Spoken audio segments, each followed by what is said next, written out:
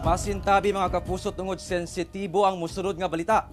Usa ka lalaking mag-uuma sa Malitbog, Bukidnon, patay human gigulgol ang iyang liog sa suspetsadong mag-uumarasab. Nasayran nga nasuko ang sospek sa pagsigi og panuktok sa biktima sa balay niini. Ani ang report ni Cyril Chavez.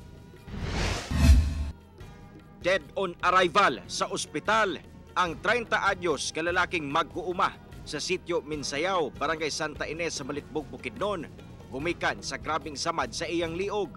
Sa pagsubay sa PNP, nasayran ang brutal nga pagpatay sa biktima, pinaagi sa paggulgol sa liog niini.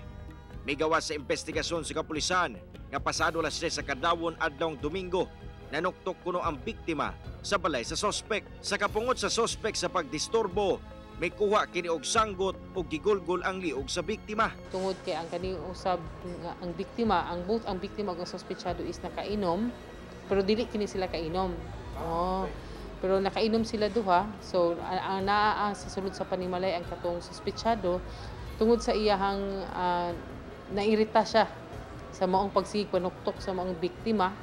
Dito napuno kini siya. Nasayran nga pulos nakainom ang biktima o sospek atol sa panghitabo. Ana-ana sa ilang kustodiya ang suspetsado og pasakaan og kasong murder. Sa background investigation giwas sa kapulisan, wala gid sila away. Wala sa din sila mga kaning mga kasuko no sa usag-usa. Walay mga insidente nga makaingon kita nga aduna na sila mga previous grudges. Sa maong panghitabo nang hinaot ang kapulisan nga magsilbi kining leksyon sa katawhan, labi na sa mga nagapanginom og ilim nung makahubog.